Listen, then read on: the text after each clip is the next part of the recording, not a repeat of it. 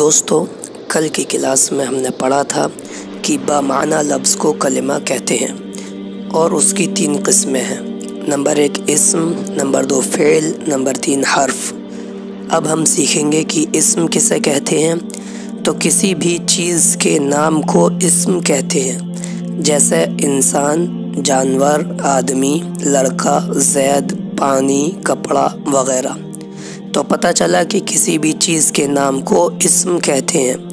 اس کو پہچاننے کی 2 بڑی علامتیں ابھی سیکھ لیں، باقی جب اسم کو پہچاننے کی علامتیں تفصیل سے پڑھیں گے تب مزید علامتیں سیکھ لیں گے۔ اسم کے شروع میں یا تو الف لام ہوگا یا پھر اگر شروع میں الف لام نہیں ہے تو آخر میں تنوین یعنی 2 زبر، 2 زیر یا 2 پیش ہوں گے۔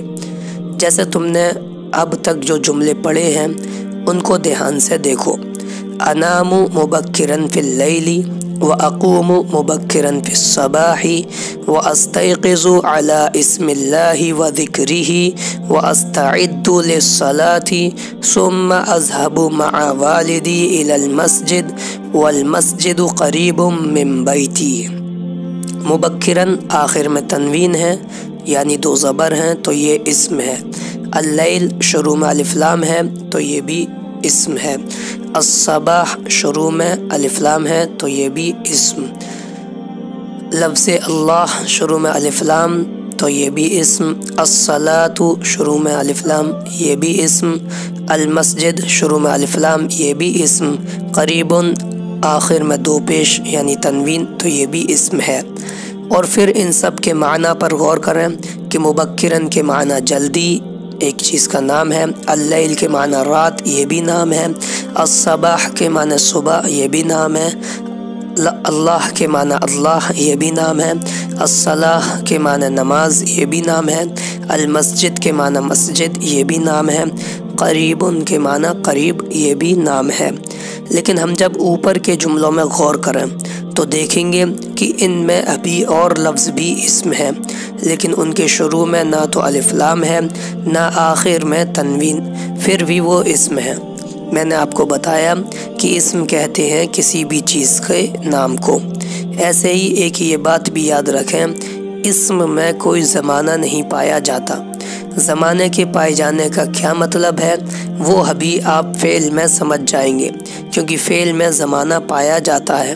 تو اوپر کی مثالوں میں لفظ اسم جس کے معنی ہے نام اسم ہے، اس پر نہ الف لام ہے نہ ہی تنوین۔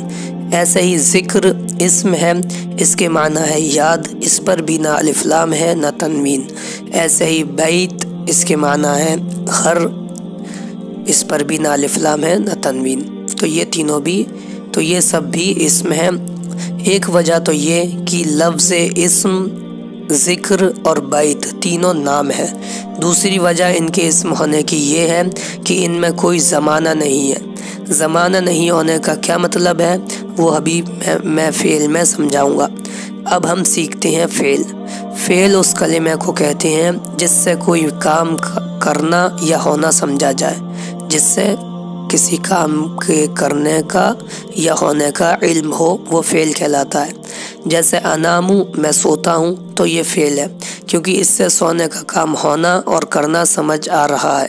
ایسے ہی اقومو میں اٹھتا ہوں، اور استيقظ میں بیدار ہوتا ہوں، اور استعد میں تیار ہوتا ہوں، اور اذهب میں جاتا ہوں۔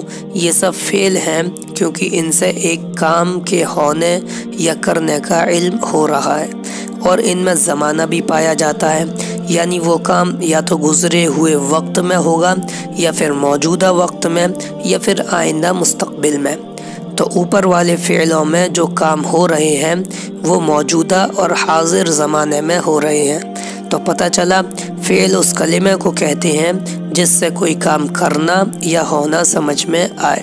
جیسے انامو میں سوتا ہوں، تو یہ زمانہ حال میں کوئی انسان سوئے گا، کسی انسان کے سونے کا علم ہو رہا ہے، معلوم چل رہا ہے کہ وہ موجودہ حال میں سو رہا ہے۔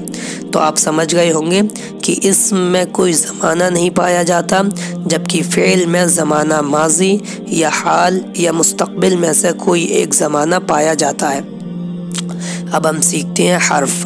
حرف وہ کلمہ ہے جس کے معنی اسم یا فعل سے ملے بغیر سمجھ میں نہ آئے، جیسے من اس کے معنی ہے سے، الا اس کے معنی ہے طرف، فی اس کے معنی ہے میں وغیرہ۔ تو آج کی اس ویڈیو میں ہم نے جانا کہ کسی بھی چیز کے نام کو اسم کہتے ہیں اور فعل اس کلمے کو کہتے ہیں جس سے کوئی کام کرنا یا ہونا سمجھ میں آئے، اور حرف وہ کلمہ ہے جس کے معنی اسم یا فعل سے ملے بغیر سمجھ میں نہ آئے۔ ان کو مثالوں کے ساتھ کاپی پر لکھ لیں اور بہت اچھا ہو کہ یاد بھی کر لیں۔ انشاءاللہ ملتے ہیں اگلی ویڈیو میں۔ جزاک اللہ۔